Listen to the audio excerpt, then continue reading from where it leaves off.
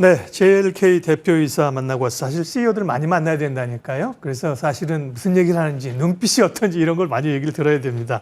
자, 이어서 저희 또 본연의 코너 터닝포인트로 시장 이슈들과 종목 이야기하도록 하겠습니다. 헤르메스스탁 하창한 본부장 오셨고요. 주식명가 MTNW 허반석 어드바이저 함께합니다. 어서 오십시오. 안녕하세요. 부지런히 달려보겠습니다. 첫 번째 내용 보여주십시오. 네. 예, 마이크론이 AI에 대한 우려들을 불식시키면서 우리 오늘 반도체를 강하게 끌고 있는데, 예, 모건 스탠리가 틀렸나? 네. 반성문 쓴답니까? 참외로? 이건 여담이고. 자, 사실은 그전에도 반도체 과하다. 계속 이제 기회라고 얘기를 하셨었잖아요. 그죠? 네. 이제 어떻게 오늘 반영하는 거에 대해서 영향력 또 이후의 스탠스 하창한 본부장님. 네, 저는 뭐 기대감을 더 가지고 보셔도 괜찮지 않을까 생각합니다. 왜 그러냐면은 모건 스탠리가 틀렸다라는 것은 뭐 이번에 마이크론 테크놀로지 실적 그리고 가이던스를 보시면 다 컨센 상회죠.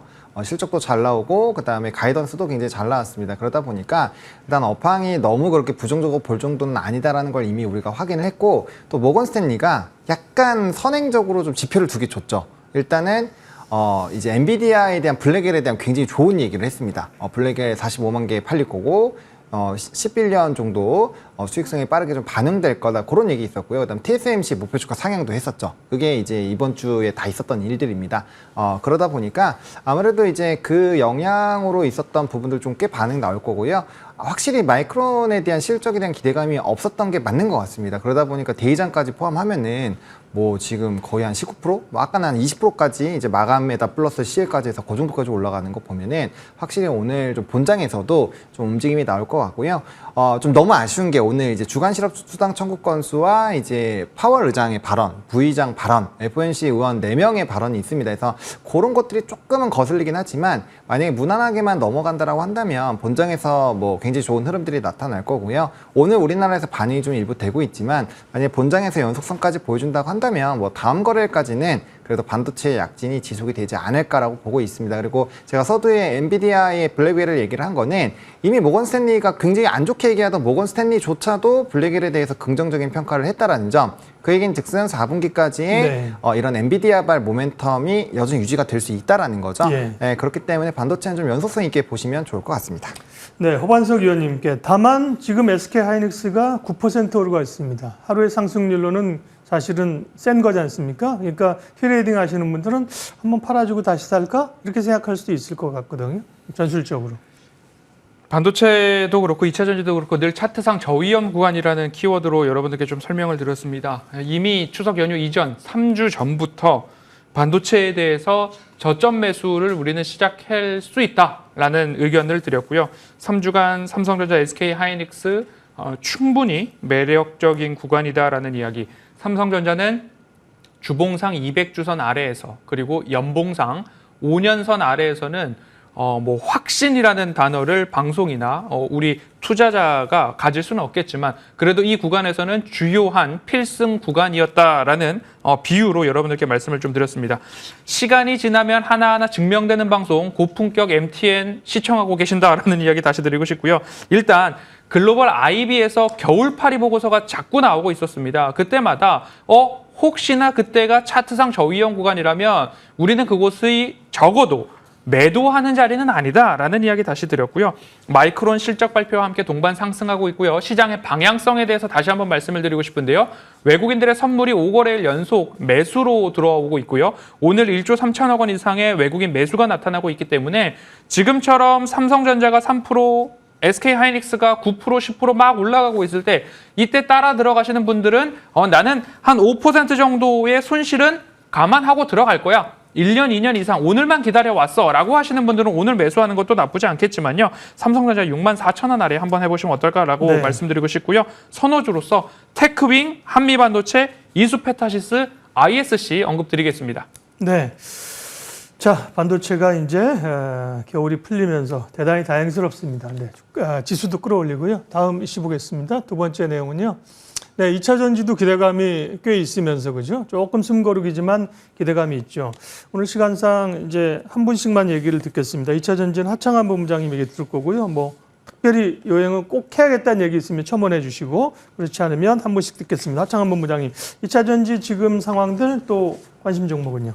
네, 뭐 일단은 실적이 안 좋을 겁니다. 실적은 안 좋을 거고 거기에 따른 반영이 다 끝났다고 보긴 어렵습니다. 왜냐면 많이 떨어진 거가 다 반영이 됐다라고 하기에는 뭐 좀 지금 희망회로가 상당히 많이 생기고 있는 상황이긴 하거든요. 그래서 저는 출렁거림은 있을 수 있다라고 생각을 하고 있고요. 다만 그 출렁거림을 이용해서 매수를 해보자라는 관점으로 말씀을 드리겠습니다. 일단은 좀 상황이 달라지고 있죠. 테슬라 같은 경우도 주가가 많이 떨어졌던 이유가 출하량에 대해서 굉장히 좀 부정적이었는데 이번에 이제 출하량에 대한 기대감 그리고 실적에 대한 기대감들 물론 로보택시가 좀 주이긴 하지만요.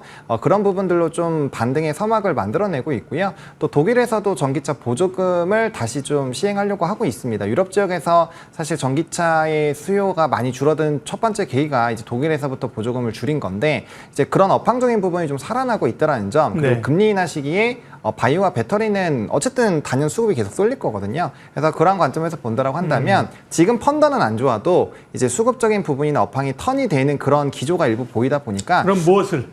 저는 LG 에너지 솔루션이나 삼성 SDI 이런 이제 좀 대표적인 종목군들을 먼저 보시는 게 맞을 것 같고요. 예. 뭐 에코프로 그룹주들은 사실 단기적으로 수급으로 트레이딩하는 건 나쁘지 않지만 좀 연속성 있게 하기에는 조금은 부담스럽지 않나 정도로 정리드리겠습니다. 2차 전지도 관심이 꽤 이제 올라와요. 그동안 고생 많이 했잖아요. 사실 2차 전지 네. 그죠? 회복이 되고 있고요.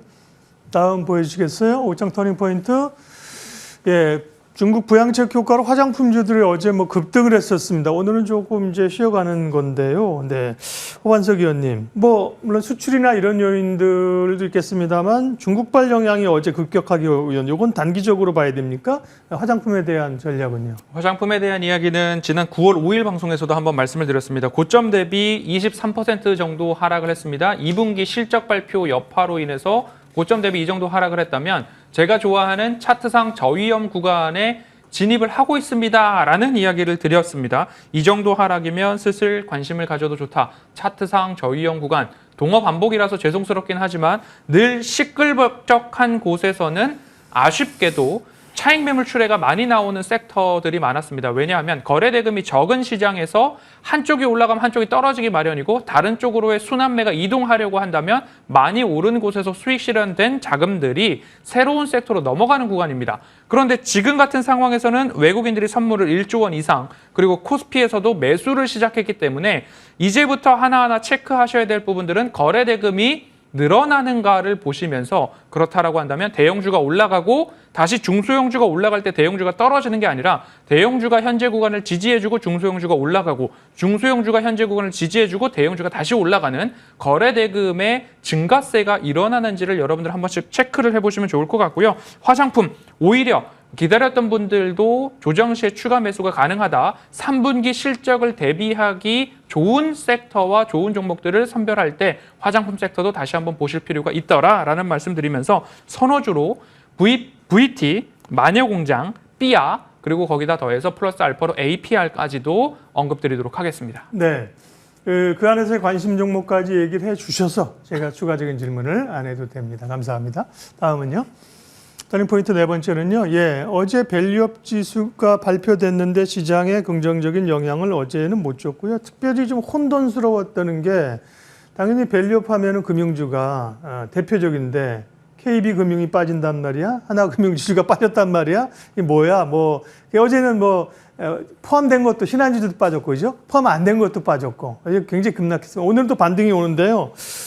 금융주 어떻게 봐야 됩니까? 하창한 본부장님. 네, 일단은 밸류업 지수에서의 큰 수혜를 받긴 좀 어려울 것 같습니다. 왜냐면 이제 대표 종목군들 중에서 일부가 좀 빠졌기 때문에 좀 의미가 퇴색했다라고 보시면 될 것 같고, 어쨌든 좀 밸류업을 하기 위해서는 산업적으로 이제 성장을 하고 있고 기업이 실적을 잘 벌어서 잉여금으로 돼야 자사주 매입도 하고 소각도 하고 이제 배당도 하는데, 사실 밸류업 지수 안에는 그 업황이 되게 안 좋은 쪽도 꽤 많아요. 그러다 보니까 이게 시간이 좀 오래 걸릴 수 있겠다라는 부분에서는 좀 부담이 된다라고 보시면 될 것 같고, 그 전체적인 투심이 꺾이면 아무래도 이제 배당이 아무리 있다라고 하더라도 사실 좀 고점에서 계속 사기가 좀 부담스러운 부분은 있거든요. 그래서 그런 좀 차익 매물이 나왔다라고 보시면 될 것 같고요. 이렇게 된 이상 이제 개별적으로 얼마나 주주 환원 정책을 강하게 하는지 그런 것들이 좀 굉장히 중요할 것 같습니다. 금일 같은 경우도 메리츠 금융지주가 5천억 원 정도의 자사주 매입 계획을 발표를 하면서 또 신고가를 갱신을 했는데, 그런 식으로 이제 이제 계속적인 환원 정책을 내야 되는데 그 기반이 되는 동력이 결국엔 실적이라는 거죠. 그래서 그런 부분들을 좀 잘 체크를 해보시면 좋을 것 같고, 금융주에서는 일단은 뭐 메리츠 금융지주가 그나마 이전부터 이제 주주 환원 정책 굉장히 잘했고, 그 금융주 안에서도 이제 3대장 안에 들어가는 종목이기 때문에 네. 밸류앱 지수에도 들어가 있고요. 그래서 일단 이 종목을 저도 톰픽으로 말씀을 좀 드려보도록 하겠습니다. 네, 예, 섹터와 종목까지 쫙쫙 두 분이 얘기를 해주시니까 좋습니다. 마지막으로 네 가지 포인트 받고요. 관심 종목 알아보도록 하겠습니다. 하창한 본부장님은 SK 하이닉스를 9월 5일 날 이미 얘기를 해가지고요, 그죠? 이 상승을 지금 누리고 있습니다. 그리고 이어서 오늘 관심주는요? 네, 오늘은 실리콘2입니다.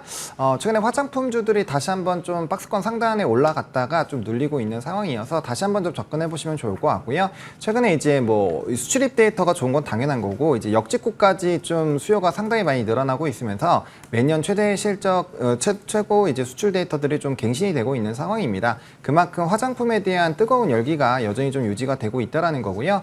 또 말일 기준에 수출입 데이터가 상당히 좋아지는 게 이제 월 초에 반영이 되면서 상승하는 그런 패턴들이 반복이 되고 있기 때문에 지금 월말 다 왔거든요. 그러다 보니까 좀 다시 한번 관심도를 높여볼 필요가 있을 것 같고요. 여전히 이제 미국과 일본 쪽에서 수출입 데이터가 상당히 긍정적으로 나온다는 점에서 봤을 때 미국 쪽에서의 이제 이 플랫폼을 확장을 하고 있는 실리콘2 굉장히 좀 매력적이다라고 보시면 될 것 같고, 또 이제 소비 시즌이다 보니까 아무래도 이제 수출입 데이터는 상당히 좀 좋게 나올 거라고 보여집니다. 그래서 당분간의 연속성은 좀 지속이 될 거라는 점, 그리고 기타 지역으로의 물류 창고라든지 이런 플랫폼의 확장을 하고 있기 때문에 그런 부분들이 점진적으로 반영이 되지 않을까라고 생각을 합니다. 그래서 매수는 42,000원에서 44,000원 사이로 보시면 될 것 같고요. 네. 1차적으로 목표가는 48,000원, 2차로는 직전 고점 부분인 52,000원 보시면 될 것 같고요. 손절 라인은 36,000원 꼭 지켜주시면 좋겠습니다. 네, 아까 화장품 우리 섹터 얘기했는데 하창원 부장님 실리콘2 화장품을 관심주로 또 하나 픽해 오셨네요.